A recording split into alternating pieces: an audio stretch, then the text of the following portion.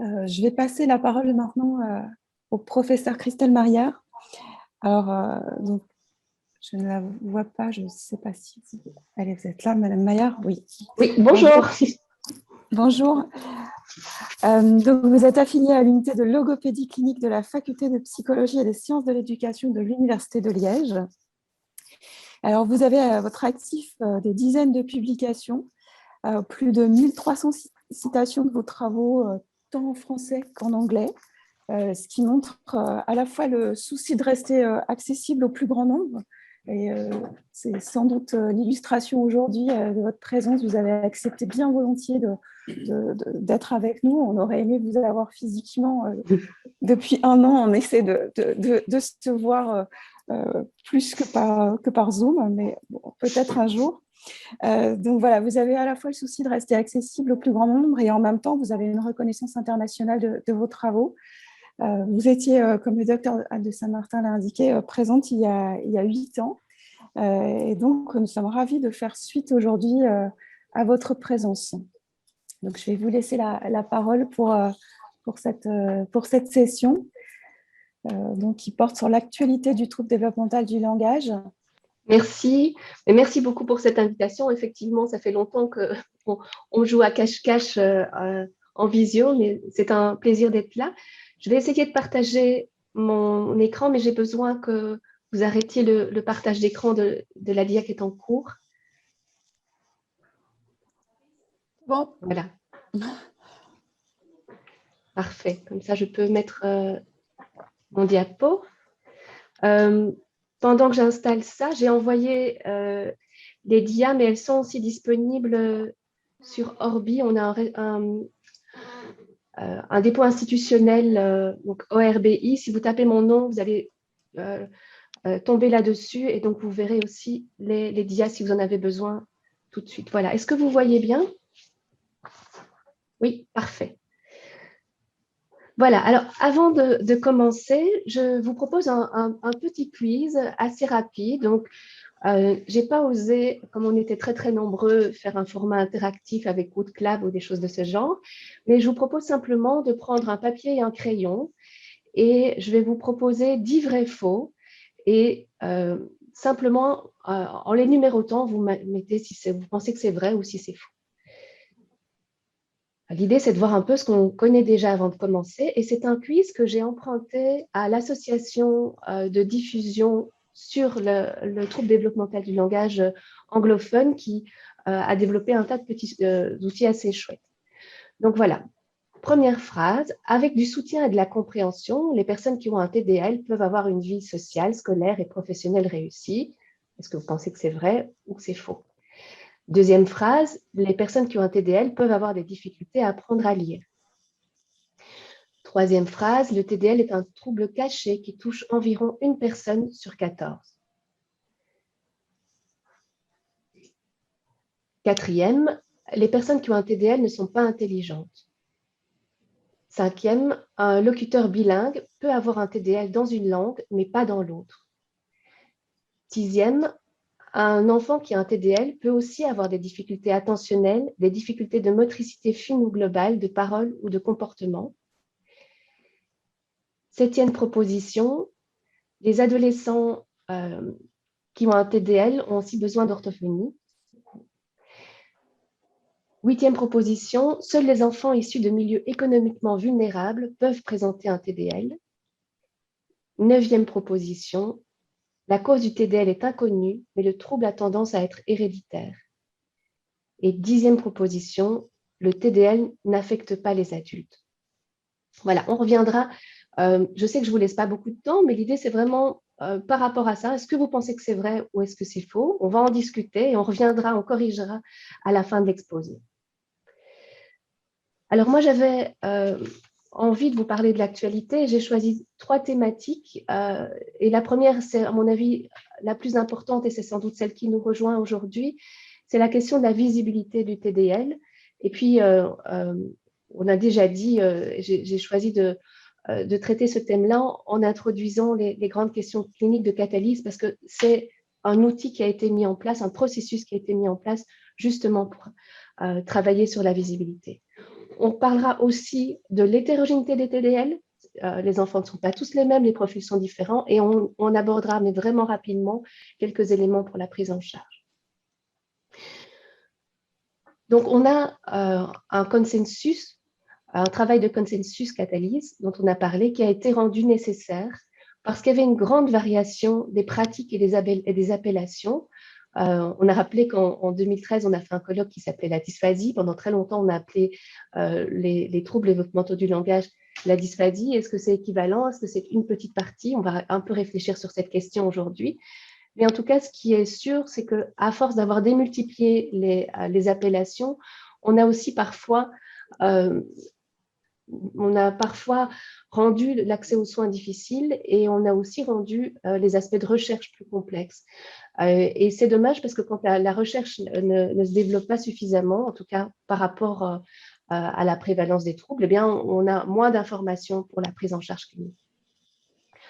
Donc, je vais vous parler de catalyse parce que c'est quelque chose d'important dans la thématique, et c'est quelque chose qui a vraiment été un moment où tout le monde s'est mis autour de la table, en tout cas, tout le monde anglophone s'est mis autour de la table en regroupant des experts, à la fois des experts professionnels, des chercheurs, des cliniciens, mais aussi des patients ou des représentants de patients, donc des parents, etc., qui ont essayé de réfléchir ensemble et d'identifier les points de convergence. Qu'est-ce qu'on sait et qu'est-ce qu'on est d'accord de soutenir aujourd'hui ensemble par rapport aux troubles du langage et comment on va appeler ça. Donc, il y a eu tout un travail de diagnostic et de terminologie commune.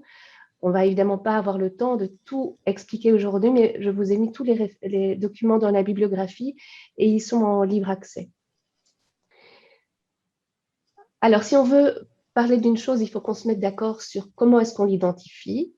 Et le grand intérêt de Catalyse, c'est de proposer un parcours diagnostique clair, que moi, je vais vous résumer en 5 questions qui nous permettent vraiment… Oui, vous ne m'entendez pas? Je suis en train de regarder. Il y a quelqu'un qui parle en même temps, je ne sais pas. Si on vous entend, il n'y a pas de problème, Christelle, on va faire… Parfait, merci. Donc, dans le parcours diagnostique de Catalyse, on a déjà un peu introduit ces notions ce matin. Il y a 2 notions qui sont très importantes. La notion de l'impact fonctionnel. Qu'est-ce que ça empêche de faire dans la vie de tous les jours, d'avoir ces difficultés-là?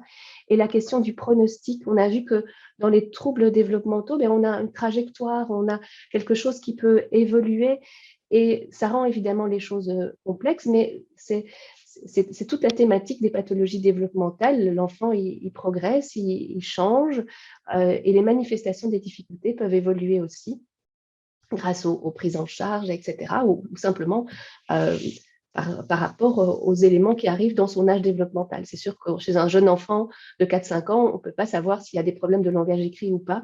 Et donc, en fonction de l'arrivée des apprentissages, on va voir émerger ou non des difficultés associées. Donc, le parcours de Catalyse, on va le résumer en 5 étapes.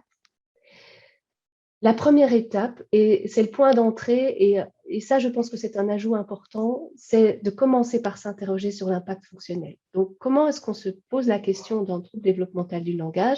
Mais d'abord, vous voyez ici en haut à gauche, il faut que l'enfant présente des difficultés à produire et ou à comprendre le langage, et ça doit affecter sa vie de tous les jours. Ça doit avoir un impact. Ça doit avoir un impact sur sa vie sociale, sur sa vie familiale, sur sa vie scolaire, etc. Il y a des choses qu'il n'est pas capable de faire comme les autres enfants parce qu'il y a un trouble du langage. Et la notion de trouble, parce qu'on va parler de trouble développemental du langage, elle est liée au fait qu'on pense que l'impact pourrait être un impact qui va durer. Ce n'est pas juste un problème maintenant, c'est que si on ne se positionne pas, si on n'accompagne pas cet enfant, cet impact peut durer. Et donc, on a cette idée de se dire qu'on a des enfants qui risquent d'avoir des difficultés langagières qui vont influencer significativement leur vie quotidienne ou scolaire lorsqu'ils seront en âge scolaire, donc au-delà de 5 ans, etc. Donc, ça ne veut pas dire qu'on ne peut pas diagnostiquer les choses plus tôt, mais ça veut dire que notre point de vigilance, c'est est-ce que c'est un enfant qui a risque par rapport aux difficultés de langage? On sait que l'apprentissage du langage ne se fait pas exactement avec les mêmes repères développementaux. Il y a une variation dans l'acquisition, mais il y a des moments où on est un peu en dehors de ces clous-là, en dehors de ces repères, et on va vraiment s'intéresser sur est-ce qu'il y a un impact risqué par la suite. La deuxième question, et ça c'est une question très importante, c'est la question de la langue d'apprentissage. Est-ce que c'est un problème d'apprentissage d'une langue ou est-ce que c'est un problème d'apprentissage en général? Alors, on va se poser la question parce que, alors je ne sais pas comment c'est en France, mais chez nous, en Belgique, ça a souvent été problématique. Quand on est dans une situation de multilinguisme, on peut difficilement parler de troubles d'apprentissage de la langue parce qu'il y a toujours la question de l'apprentissage de plusieurs langues, etc. Et donc, la question diagnostique qui est importante ici, c'est de se dire est-ce que c'est un trouble d'apprentissage de la langue? Si c'est un trouble d'apprentissage de la langue, quelle que soit la langue à apprendre, ça va être difficile. Ou bien est-ce que c'est un manque d'exposition? On sait bien que pour apprendre une langue, quel que soit l'âge, on a besoin d'être exposé à cette langue. Et quand il y a un multilinguisme, comme le temps d'éveil de l'enfant ne change pas, on peut avoir des temps d'exposition aux différentes langues qui varient, qui peuvent être moins importants. Et dans certains cas, il y a un décalage d'acquisition, mais juste parce qu'en fait, le temps d'exposition est moins important. Donc, c'est quelque chose d'important à se poser comme question. Et là-dessus, Catalyse donne une indication très simple, qui est de dire il faut regarder si l'enfant est compétent dans une autre langue. Si l'enfant est compétent dans une autre langue, alors on n'est pas dans un problème d'apprentissage de n'importe quelle langue, on est dans un problème sans doute de sous-stimulation de la langue de scolarité, par exemple, ou simplement de sous-stimulation. Et donc, il faut pouvoir exclure les enfants dont les difficultés résultent d'un manque d'exposition à la langue de scolarisation. Et ce qui est intéressant dans le Catalyse, c'est qu'on reconnaît que ces enfants ont aussi des besoins. Ces enfants peuvent avoir des besoins en termes de soutien langagier, parce que la langue maternelle ou la langue exposée parlée à la maison diffère de la langue locale, et qu'ils ont une exposition insuffisante à la langue d'instruction ou la langue de la communauté pour la parler de façon fluente. Mais ces enfants ne sont pas considérés comme ayant un trouble du langage, à moins de disposer de données montrant que l'enfant ne possède un niveau langagier approprié à son niveau chronologique dans aucune langue. Donc, ce que ça nous apprend, c'est que d'abord, on peut avoir un trouble du langage quand on est en situation de multilinguisme, mais que dès qu'il y a une langue avec laquelle l'enfant a un bon niveau d'expertise, on ne va pas garder cette hypothèse d'un trouble d'acquisition de la langue, d'apprentissage de la langue. Et je trouve que Catalyse est important pour ça. On positionne quand même qu'il peut y avoir des besoins de soutien et on sait que dans un certain nombre de cas, des enfants vont avoir besoin d'une aide pour pouvoir accrocher ou développer suffisamment la langue de scolarisation. Mais ce ne sont pas les enfants qui vont nous intéresser ici. Ici, pour parler d'un trouble développemental du langage, ici je vous ai remis, alors je ne voudrais pas simplifier la notion d'apprentissage de plusieurs langues à juste cette conception-là, mais elle est assez claire. C'est ce qu'on appelle l'analogie de l'iceberg, avec l'idée qu'il y a ici en dessous quelque chose qu'on pourrait résumer comme étant un dispositif qui permet l'apprentissage des langues, qui est vraiment une base commune, et puis alors sur laquelle vont se positionner chacune de ces langues. Et on en a deux, mais on pourrait en avoir 3 ou 4. Et l'idée, c'est que quand on est dans un trouble développemental du langage, c'est vraiment la base qui va poser problème. Et donc, les difficultés, elles vont émerger dans chacune de ces langues. Par contre, si on a un problème de manque d'exposition, on peut avoir une langue pour laquelle il y a beaucoup d'exposition qui va bien et une langue pour laquelle il y a moins d'exposition qui est plus petite. Mais par contre, la base, le mécanisme d'apprentissage des langues est préservé. Et c'est ça, cette idée du trouble développemental du langage, c'est qu'on va être dans ces mécanismes qui sont nécessaires pour apprendre la langue. Donc, on fait la distinction entre un manque d'exposition ou un manque de familiarité. Donc, on voit que si l'enfant est compétent dans une autre langue, on est rassuré et on sort du schéma de diagnostic.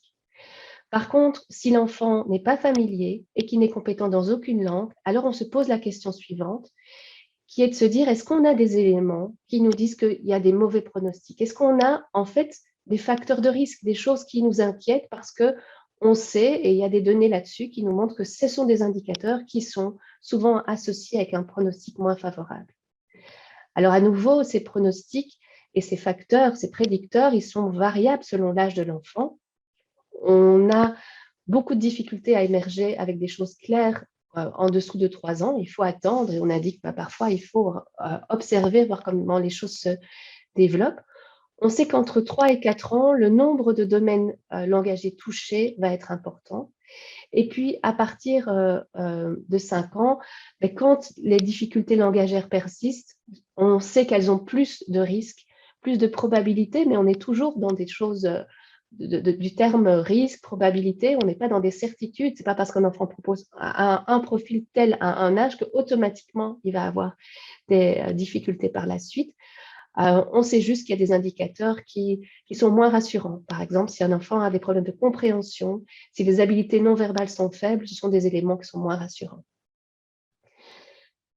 Alors, dans le cas où je vais trop vite, dans le cas où on a ces éléments de faible pronostic, où on est inquiet pour le pronostic, on va parler d'un trouble du langage. Alors, si on n'a pas ces indicateurs, alors il n'y a pas vraiment, Catalyse ne donne pas d'appellation. Nous, on a l'habitude de dire que si on a quand même un certain nombre de choses, on va parler d'enfants à risque de troubles du langage, souvent c'est les enfants plus jeunes, et on posera le diagnostic après 5 ans. Mais dans certains cas, on peut poser le diagnostic plus précocement quand le trouble est très sévère et que le pronostic est assez clair. Alors, quand on a donc un impact fonctionnel, on a exclu le fait que ce soit de la stimulation. Quand on voit aussi qu'au niveau du pronostic, c'est plutôt faible, on va parler de trouble du langage. Mais le trouble du langage, ici, n'est pas un diagnostic en soi. On va devoir partir sur la question suivante, qui est la question des facteurs de différenciation. Parce qu'on l'a dit dans l'introduction, des troubles du langage, il y en a dans beaucoup de pathologies neurodéveloppementaux. Et donc, avoir des facteurs de différenciation, ça nous permet, et là c'est vraiment un outil pour le diagnostic différentiel, de voir si on va appeler ça un trouble développemental du langage ou bien si on va appeler ça un trouble du langage avec d'autres situations. Et dans le consensus, les personnes impliquées se sont mis d'accord pour dire que on va identifier un certain nombre de conditions biomédicales qui peuvent apparaître avec des troubles du langage et qui sont, pour lesquelles on ne va pas parler de troubles développemental du langage. Alors, ce qui est commun avec le trouble développemental du langage, c'est qu'en gros, on peut dire que l'étiologie n'est pas connue. On ne sait pas quelle est l'origine. En tout cas, elle n'est pas bien comprise. Par contre, dans un certain nombre de conditions biomédicales, on peut poser un diagnostic, par exemple, on peut poser un diagnostic de trauma ou d'aphasie, de déficience auditive. On a des critères clairs de TSA, de déficience intellectuelle. Et dans ce cas-là, on va parler de troubles du langage associés avec, vous voyez, il y a un petit X, et ce petit X, il est remplaçable avec ces différentes conditions qui y sont associées. Donc, dans certains cas, on va parler d'un trouble du langage associé avec un TSA, un trouble du langage associé avec une déficience intellectuelle. Et si on n'a pas dans ce cadre-là, si on ne peut pas identifier ces marqueurs-là, alors on va parler de trouble développemental du langage. Donc, on voit ici que c'est un ensemble de questions qu'on se pose et il y a effectivement des réponses à apporter et selon qu'elles soient positives ou négatives, on avance au niveau du diagnostic. Alors, c'est très important de rappeler que le fait d'avoir un décalage entre les habiletés verbales et non verbales n'est plus un critère de diagnostic. Ça l'a été, mais ça ne l'est plus. Parce qu'on sait qu'il y a des enfants qui ont des habiletés non verbales qui sont plus faibles. Il y a un continuum au niveau des habiletés non verbales. Et la posture ici, c'est de se dire que tant qu'on ne peut pas remplir les critères pour parler d'une déficience intellectuelle, de nouveau des critères qui sont spécifiques et qui sont tout à fait détaillés, on peut continuer à garder l'appellation de TDL. Ce qui veut dire que dans cette zone floue qu'on avait entre un QI non-verbal de 85 jusqu'à 70, où on se disait, mais qu'est-ce qu'on fait de ces enfants-là? Ici, clairement, on peut les inclure dans les troubles développementaux du langage, ce qui fait que c'est un peu différent, effectivement, comme façon de regrouper les enfants que ce qu'on avait précédemment. Alors, le deuxième enjeu important, c'est l'hétérogénéité du TDL. On a dit déjà dans l'introduction que ça concerne environ 7% des enfants. Donc, dans une classe de 30 enfants, ça veut dire 2 enfants. Ça veut dire aussi que c'est un trouble dont la prévalence est quasi similaire à la dyslexie, au TDAH, sans doute aussi au trouble de la coordination, dyspraxie. Et c'est nettement plus important que la prévalence, par exemple, du TSA. Pourtant, si vous parlez du TDL, personne ne connaît ou très peu de monde peut expliquer ce que c'est, alors que si vous allez dans le grand public et vous demandez ce que c'est que la dyslexie, tout le monde a au moins une idée. Et donc, c'est un constat important. C'est pour ça qu'il y a vraiment un enjeu de visibilité, c'est que c'est quelque chose qui touche beaucoup d'enfants, proportionnellement, en tout cas autant que d'autres pathologies bien plus connues, et c'est peu connu. Ça veut dire aussi que les enseignants, ils vont en rencontrer. Ils vont rencontrer des TDL de sévérité différente, mais ils vont en rencontrer, puisque potentiellement, il y en a quasi dans chaque classe. Alors, ces enfants ont un profil différent. Il y a des profils langagiers différents, exactement comme dans les TSA, il y a des profils aussi différents. Il y a des points communs et puis il y a aussi des différences. Donc, on va regarder rapidement ce que c'est. Les points communs, c'est qu'il y a des difficultés pour produire et traiter du langage.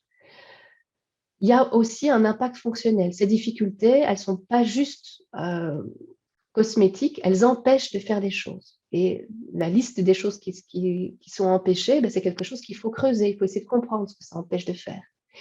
Et un autre point commun, c'est que tous ces enfants sont à risque. Et de plus en plus, on détaille ces risques. À risques sociaux, à risques émotionnels, à risques scolaires et à plus long terme, à risque économique, puisque si on ne prend pas en charge, c'est des enfants qui vont avoir plus de difficultés de scolarité. Quand on a des difficultés de scolarité, on a plus de difficultés pour trouver un travail, etc. Ça, on pourra y revenir, mais c'est quelque chose qui maintenant est tout à fait important, qui justifie qu'on s'intéresse à ces enfants. Alors, les différences, elles sont en termes de nature des difficultés.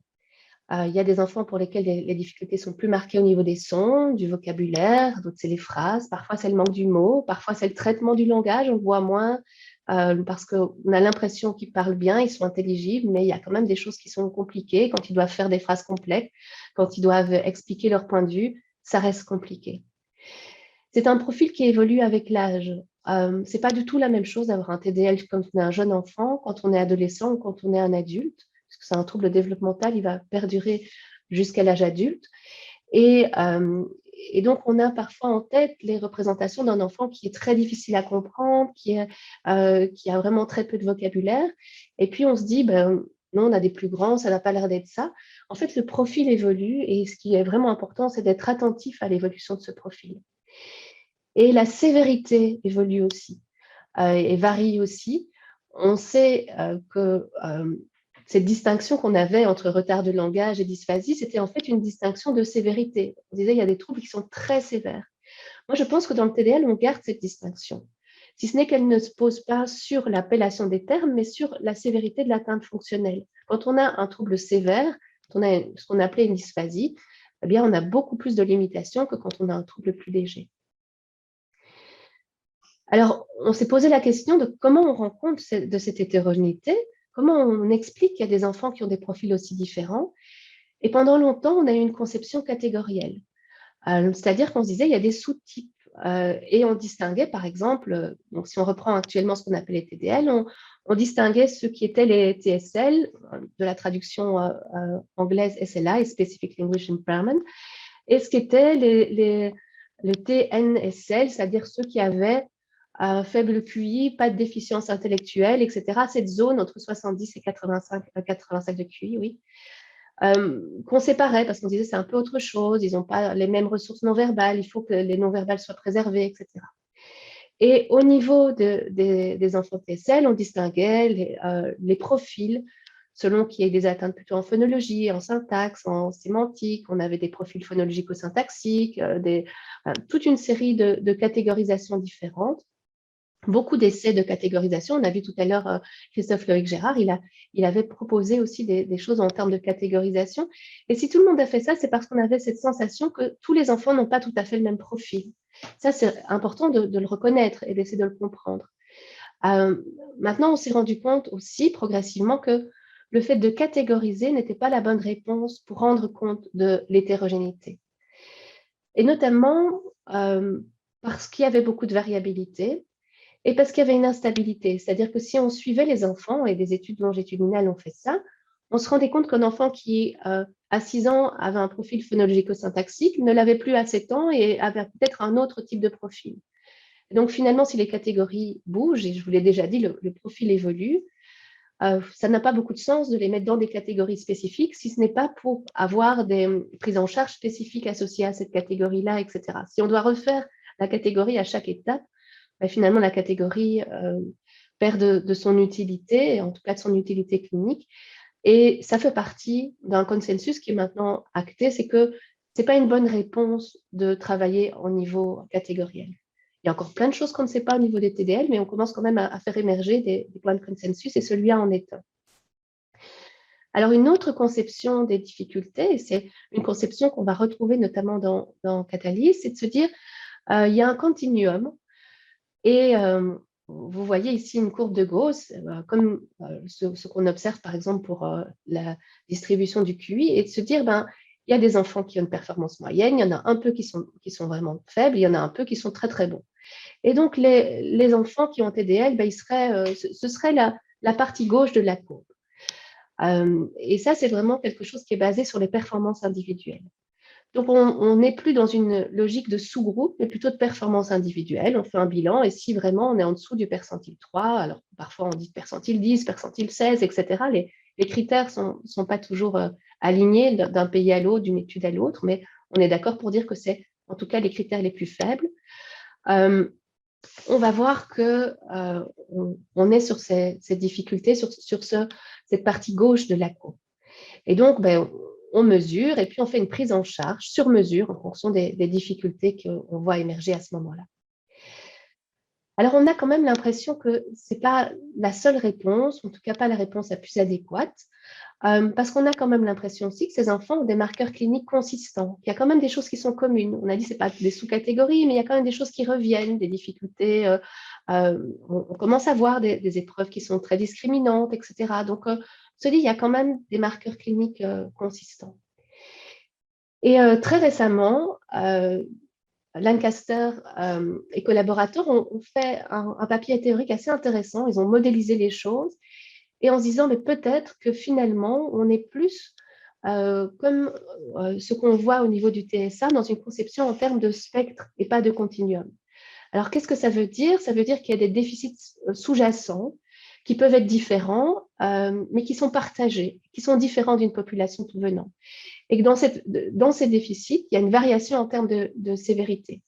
Alors, je vous ai mis, par exemple, des noyaux comme la grammaire, vocabulaire, pragmatique sociale. Ça pourrait être ça au niveau langagier. Mais ce qui est intéressant aussi, c'est de se dire qu'il n'y a pas que des aspects langagiers qui posent problème, mais qu'il y a aussi des dimensions non langagières. Et par exemple, le QI pourrait être une dimension du fonctionnement de l'enfant. Alors ça, c'est vraiment des propositions théoriques qui sont ouvertes pour le moment, mais qui me paraissent intéressantes à explorer. Qu'est-ce que ça a comme conséquence? C'est qu'on va partir vers une approche dimensionnelle et non catégorielle. On va regarder des dimensions qui peuvent varier. Ça demande aussi de se focaliser sur les troubles langagiers de façon plus globale, plutôt que de chercher des marqueurs spécifiques, et d'individualiser la prise en charge à partir d'un profil de l'enfant, en considérant à la fois le langage et les dimensions non langagières, les fonctions exécutives, certains types de difficultés. Si on pense que c'est un problème d'apprentissage de la langue, ça a du sens de regarder ça. Ça veut dire aussi qu'on va devoir travailler de façon beaucoup plus multidisciplinaire, pas les orthophonistes d'un côté pour les troubles développementaux du langage, mais que ça va être important aussi que les neuropsychologues, que les enseignants, enfin, qu'on soit vraiment autour de ces enfants, parce qu'il va falloir travailler sur toutes ces dimensions qui peuvent être affectées différemment. Alors, pour conclure, j'avais aussi envie d'ouvrir, alors on va le faire très rapidement, mais sur le fait que ce qu'on essaye de faire, c'est de comprendre, mais c'est surtout pour aider, pour soutenir efficacement, pour intervenir efficacement. Alors, il y aurait beaucoup de choses à dire là-dessus, mais j'ai repris quelques idées, on pourra en discuter. Alors, On l'a dit, l'origine des TDL, il y a beaucoup d'hypothèses évoquées, linguistiques, non linguistiques, etc. Il n'y a pas de consensus et sans doute que c'est aussi quelque chose de multidimensionnel. Mais en tout cas, ce qui peut être intéressant, c'est de le réfléchir en termes de compréhension de la façon dont l'enfant apprend le langage. Qu'est-ce qui, dans l'apprentissage du langage, quand tout va bien, peut dysfonctionner quand les enfants ont des troubles développementaux? Alors, ce qu'on sait, c'est que les difficultés langagières des enfants TDL, elles sont certainement multifactorielles. Ce n'est pas juste un élément qui est compliqué, parce que si c'était juste ça, on sait qu'au niveau de la plasticité cérébrale, de la capacité de rebondir, on aurait des profils assez différents. On sait aussi que ça trouve en partie, je dis bien en partie, ce n'est pas la seule réponse, mais en partie, l'origine des difficultés se trouve dans le système d'apprentissage domaine général. Alors, qu'est-ce que ça veut dire, un système d'apprentissage domaine général? Ça veut dire que ce n'est pas juste un système d'apprentissage qui est spécifique sur le langage, mais c'est que quand on doit apprendre quelque chose, dont l'apprentissage de la langue, il y a des particularités. Ce qu'il faut qu'on comprenne, c'est pourquoi ça touche plus particulièrement la langue, si ça peut se voir dans d'autres dimensions. Alors, il y a des hypothèses qui sont intéressantes, qui ont un certain nombre d'éléments pour le moment. Par exemple, on parle d'un déficit de la mémoire procédurale qui va entraver l'apprentissage de la langue, le déficit au niveau des analogies, de mettre ensemble des choses, parce que l'apprentissage de la langue fonctionne aussi beaucoup par analogie, des déficits de l'apprentissage initial, quand j'apprends tout de suite un nouveau mot, mais aussi de la consolidation, parce qu'on apprend un mot et puis on le réévoque, on les réutilise. Donc, il y a un apprentissage qui passe vraiment sur du long terme. Et donc, comment est-ce qu'on consolide les connaissances? Par exemple, le sommeil a un rôle important dans la consolidation des connaissances. Donc, on va trouver des difficultés, des particularités par rapport à ça. Au niveau de la prise en charge, je pense que c'est important de partir de ce qu'on sait de l'apprentissage des enfants tout venant pour travailler avec les enfants TDL.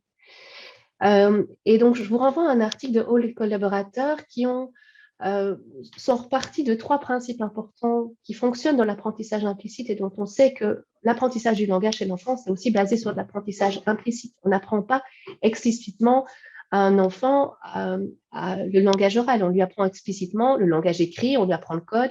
S'il n'y a pas d'apprentissage explicite, c'est difficile de rentrer dans le langage écrit. Par contre, ce n'est pas nécessaire pour le langage oral. Donc, il faut aller chercher du côté de ces principes d'apprentissage implicite. Ce qu'on sait, c'est que la variabilité, le fait d'avoir des choses variables est important. On sait aussi que la complexité est importante et qu'en prise en charge, on a souvent tendance à la simplifier. Or, l'enfant apprend dans la complexité. Et la consolidation sont des phénomènes importants. Alors, j'ai juste pris une illustration pour chacun de ces principes. C'est évident que c'est un peu court, mais il y avait beaucoup de choses à dire ce matin. La variabilité, c'est l'idée que si on n'a pas assez de variabilité, on apprend juste une chose. Si c'est toujours, la chose est présentée toujours de la même façon, on l'apprend un peu par cœur. Tandis que quand il y a des variations, on est obligé de regarder ce qui est commun et ce qui n'est pas commun. Et ça, ce travail-là, ça nous demande d'abstraire et d'abstraire les règles de formation. Alors, je vous ai pris un exemple d'une étude qui s'est intéressée à l'apprentissage de non-mots. Donc, des non-mots, c'est un mot qu'on ne connaît pas. Par exemple, je pourrais dire Pilachou. Ce n'est pas un mot en français. Je pourrais, avec des jeunes enfants, prendre un jouet et dire, regarde, c'est un Pilachou, le Pilachou tombe, etc. Donc, je lui propose un certain nombre de fois le mot et je vois si il va pouvoir reconnaître ou dénommer ce mot-là par la suite. Et ils ont fait une expérience très simple en apprenant des pseudomots. Et chaque pseudomot, donc chaque nouveau mot, il est dit 10 fois. Et dans une condition, ce sont 10 personnes différentes qui le disent. Et dans l'autre condition, c'est la même personne qui le dit 10 fois. Alors, on peut se poser la question, mais est-ce que ça va vraiment changer quelque chose? Et on voit en fait, et ça c'est vraiment intéressant, c'est que oui, ça change quelque chose. Et plus il y a de variabilité, mieux l'apprentissage se met en place. Alors, qu'est-ce qui se passe? Pourquoi est-ce que c'est plus variable quand on a 10 personnes qui le disent? Parce qu'elles vont prononcer les sons de façon un peu différente, elles ont un timbre de voix différent, etc. Et donc, l'enfant, il est obligé de chercher ce qui est commun dans ces 10 prononciations et il va descendre au niveau de représentation phonologique. Et donc, plus il y a de variabilité, plus il va être obligé de voir ce qui est commun. Et ce qui est commun, c'est quelque chose de plus abstrait que la réalisation individuelle. Et plus on va arriver à lui proposer des choses au niveau, avec un niveau d'abstraction, en l'aidant à abstraire les choses, plus il va pouvoir apprendre. Alors, cette variabilité, elle peut évidemment se décliner au niveau de l'apprentissage du vocabulaire, de la syntaxe, de plein de choses. On le sait bien, si vous voulez apprendre à un enfant ce que c'est qu'un chien, vous avez intérêt à lui montrer plein de chiens différents, un petit chien, un gros chien, un chien, un brun. Si vous lui montrez 10 fois le même chien, il ne va pas bien comprendre ce qui fait, ce qui est commun entre tous les chiens. Donc, la variabilité, c'est quelque chose qui est important à tout niveau de langue. La deuxième chose, c'est qu'on ne doit pas avoir peur de la complexité. On a tendance, et en prise en charge, on a tendance à simplifier, à décomposer en sous-étapes, etc. Or, l'enfant, quand il apprend dans quelque chose qui est complexe. Il apprend dans le bruit de fond, il apprend avec des indices linguistiques qui sont multimodaux, avec à la fois des indices visuels, des indices sociaux, des indices linguistiques, etc. Et donc, cette réflexion, on doit l'avoir aussi en prise en charge. Et pour ça, je vous ai repris une étude qui est assez jolie, qui a été faite chez des bébés de 9 mois, qui sont des bébés anglophones qui sont soumis à l'apprentissage d'une langue étrangère. C'est une étude de Barbara Kuhl qui travaille beaucoup sur l'acquisition de la phonologie. Et donc, elle a une situation où il y a des jeunes bébés de 9 mois qui n'ont jamais entendu parler le mandarin. Et puis, il y a 3 conditions. Dans une condition, il y a un locuteur mandarin qui vient et qui joue avec l'enfant. Dans une autre condition, il voit autant de temps, c'est très contrôlé, le même à la télévision. Et dans la 3e condition, ils entendent exactement la même chose, mais à la radio. Et on pourrait se dire, comme c'est juste du langage, ce serait plus simple si c'était juste le langage dégagé de tous les autres indices, parce que ça permettrait à l'enfant de se focaliser uniquement sur la langue. Et en fait, on se rend compte que ce n'est pas ça qui arrive.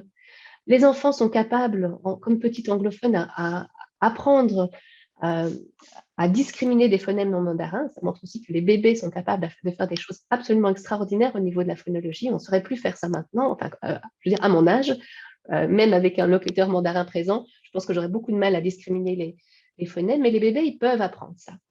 Et ils apprennent d'autant mieux qu'il y a une combinaison d'indices multiples, qu'il y a de l'attention conjointe, qu'il y a du regard, et tout ça a l'air d'être important et nécessaire pour que l'enfant puisse apprendre. Et donc, on voit que les meilleurs apprentissages sont des apprentissages dans lesquels il y a des diversités d'indices.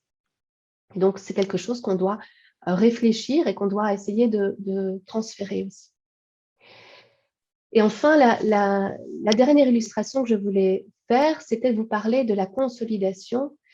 Alors, c'est vraiment quelque chose qu'on connaît bien, la consolidation. C'est l'idée qu'il faut revenir souvent avec l'apprentissage. C'est ce que disent les enseignants ou les parents en disant « oui, il savait lundi, mais mercredi, ça ne m'a plu, et la semaine prochaine, il aura tout oublié ». Donc, il y a quelque chose qu'il faut consolider. Et ce qu'on sait, et dans mon équipe, on a travaillé sur ces questions-là, et je vais vous montrer que ce qui est vrai pour les enfants tout venant l'est encore plus pour les enfants qui ont un trouble développemental du langage. Donc, on sait de façon générale que l'apprentissage distribué, c'est-à-dire un petit peu chaque jour, c'est mieux que l'apprentissage massé. C'est ce qu'on n'arrête pas d'essayer d'expliquer à nos étudiants. On n'étudiait pas tout la veille, faites-en un peu tous les jours, etc. C'est ce principe-là. Et donc, que quand il y a plusieurs sessions courtes, ça favorise le maintien en mémoire à long terme, notamment parce qu'il y a des sessions de sommeil entre et que le sommeil a un rôle et il y a une meilleure intégration des informations. On ne va pas rentrer dans les mécanismes qui font ça, mais c'est quelque chose qui est connu depuis longtemps. Alors, je vais vous montrer un graphique qui est un peu indigeste, mais je vais vous l'expliquer. Ici, c'est une épreuve d'apprentissage de temps de réaction sérielle, c'est-à-dire qu'on apprend une séquence à des enfants, et on a des enfants qui sont, ici on continue, des enfants qui n'ont pas de difficultés, et ici des enfants qui ont des troubles développementaux du langage. Et on leur fait apprendre la même séquence, et l'idée c'était de se dire s'ils ont un problème de mémoire procédurale, je vous ai dit qu'il y avait cette hypothèse dans la littérature, l'apprentissage d'une séquence est plus compliqué. Et effectivement, ce qu'on voit, c'est que quand on apprend au début de la session d'apprentissage, les enfants sont bons, Et puis, à un moment donné, on voit que les enfants, avec des troubles développementaux du langage, c'est comme s'il y avait un effet plafond. Les enfants qui ont des troubles, qui n'ont pas de difficultés, ils continuent à apprendre. Et donc, on voit qu'il y a quelque chose il y a un apprentissage, mais cet apprentissage plafonne. Et ça, c'est quelque chose qu'on retrouve dans la littérature, ce décalage, et on dit, on interprète ça en disant, l'apprentissage initial peut fonctionner. Ici, c'est sur du matériel tout à fait visuel, donc non verbal. Donc, on voit que ça marche bien. Mais malgré ça, on voit qu'à un moment donné, ça plafonne. Et donc, il consolide moins bien. Ici, on est dans un apprentissage. Tout cet apprentissage a lieu un jour, et puis on va vérifier 15 jours plus tard. Et qu'est-ce qu'on voit? On voit que ça ne bouge plus et que les enfants, il y a un gros décalage. Alors, on a refait la même expérience, exactement la même chose, le même nombre d'entraînements, etc. Mais vous voyez, on a changé. Ici, on avait une petite période le premier jour, on en a le jour 2, on a fait le jour 7 et on en a fait 2 semaines plus tard. Et qu'est-ce qu'on voit? Mais on voit en fait que au début, c'est la même chose. Ici, il y a même des enfants qui ont l'air d'être meilleurs, mais on voit bien que ça se recale. Mais en tout cas, on a quelque chose qui est beaucoup plus comparable. Et puis surtout, l'apprentissage ici, à la fin, il n'y a plus de décalage. Donc, ils sont capables de consolider. La seule différence entre les deux paradigmes, c'est que dans un cas, on a fait beaucoup de choses et puis un rappel, et de l'autre, on a dilué l'apprentissage. Alors, c'est important parce que ça veut dire deux choses. Ça veut dire qu'augmenter l'intensité n'aide pas. Ici, si on fait plus de la même chose, à un moment donné, on voit ici, il y a un phénomène de saturation. Les enfants tout venant, ils vont continuer à apprendre et les autres. Et que finalement, quand on étale l'apprentissage, si on compare les progrès, ça ne change pas grand-chose chez les enfants qui n'ont pas de trouble de langage, mais ça change tout chez les enfants qui ont un trouble développemental du langage. Donc, il y a des stratégies qui ne sont pas forcément complexes, qui sont en lien avec la façon dont on apprend, qui peuvent être mises en place et qui sont importantes pour les enfants qui ont des troubles développementaux. Alors, ce que j'avais envie de partager avec vous aujourd'hui, puis on reviendra sur le quiz, je vous l'ai promis, c'est d'abord le fait que le TDL n'est pas assez connu ou reconnu, et en ça, c'est vraiment intéressant et c'est vraiment une belle nouvelle de voir à quel point vous êtes nombreux aujourd'hui, parce qu'il y a un travail important de visibilité, de compréhension. On a vu aussi que les enfants et les difficultés qu'ils peuvent avoir, les enfants TDL, ce sont des difficultés qui peuvent toucher les différents niveaux linguistiques, la phonologie, le lexique, la morphosyntaxe, c'est-à-dire les sons, les mots, les phrases, le discours, c'est-à-dire quand on met les phrases ensemble, la conversation, le texte, la pragmatique, la façon d'utiliser le langage. Ça ne se limite pas aux dimensions langagières. Il y a aussi des comorbidités. Je n'ai pas eu le temps de vous le montrer, mais il y a beaucoup de comorbidités, parfois de 30 à 50%, voire plus, avec certaines difficultés neurodéveloppementales. Donc, c'est aussi en ça qu'il ne faut pas regarder les choses de façon isolée, qu'on a besoin de comprendre les choses en interaction, et cet aspect multidimensionnel est utile pour ça. On a aussi les difficultés exécutives, mnésiques. Ça varie avec le développement et il faut faire attention aux adolescents. On a l'impression que les choses ont disparu alors qu'en fait, les difficultés se marquent autrement et peuvent se marquer sur des aspects où on a l'impression que c'est un trouble attentionnel, par exemple. Et ces difficultés vont impacter la vie quotidienne. Donc, cet impact fonctionnel est important. L'origine du TDL n'est pas connue, et c'est même ça qui fait le critère diagnostique, c'est-à-dire qu'il faut que l'origine soit inconnue, en tout cas pour le moment, mais elle est sans doute multifactorielle. Et moi, je suis persuadée que pour soutenir ces enfants, il faut s'intéresser à la façon dont ils apprennent. Et les études nous montrent qu'il ne faut pas spécialement éviter la complexité, même si on ne sait pas encore clairement comment faire pour que ce soit bien, qu'on a besoin aussi, une vraie importance à introduire de la variation, parce que c'est ce qui permet la généralisation. Et il faut aussi étaler pour consolider les apprentissages. Donc ça, c'est vraiment des principes qui sont assez simples, qu'il faut garder en tête. Alors, je vous avais promis, et on va rapidement corriger ça. J'ai peut-être pas abordé tous les points, mais ce sera l'occasion d'y revenir rapidement. Donc, avec du soutien et de la compréhension, les personnes qui ont un TDL peuvent avoir une vie sociale, scolaire, professionnelle réussie, bien sûr. Ils ont besoin de soutien, mais avec soutien, on peut avoir beaucoup de réussite et c'est très important de le rappeler. Les personnes qui ont un TDL peuvent avoir des difficultés à apprendre à lire, absolument, pas tous, mais ça peut être quelque chose qu'on rencontre. Le TDL est un trouble caché qui touche environ une personne sur 14. C'est une autre façon de dire 7%. C'est tout à fait cette prévalence qui est beaucoup plus importante que ce qu'on peut imaginer. Les personnes qui ont un TDL ne sont pas intelligentes, mais non, c'est faux, vous l'avez vu, hein, ça fait partie déjà, si l'intelligence est affectée, on ne va pas parler de TDL, c'est un critère d'exclusion, on parlera de troubles du langage avec une déficience intellectuelle.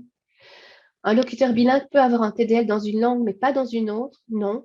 Il faut que toutes les langues, c'est l'apprentissage du langage qui pose problème. Un enfant qui a un TDL peut avoir des difficultés attentionnelles, des difficultés de motricité fine ou globale, de parole ou de comportement. Absolument, la comorbidité est importante. Les adolescents ayant un TDL ne bénéficient plus d'orthophonie, c'est faux. Il y a d'autres choses à travailler, mais il y a évidemment des bénéfices qui peuvent être utiles même à l'adolescence. Seuls les enfants issus de milieux économiques vulnérables peuvent présenter un TDL, c'est faux. Il peut y avoir des facteurs de risque ajoutés, mais en tout cas, ce n'est pas uniquement ces enfants-là.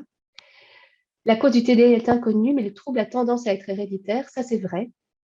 Et le TDL n'affecte pas les adultes, c'est faux aussi. Alors, ça affecte différemment parce qu'il y a évidemment plein de stratégies de compensation qui ont été mises en place, mais ça affecte bien sûr aussi les adultes.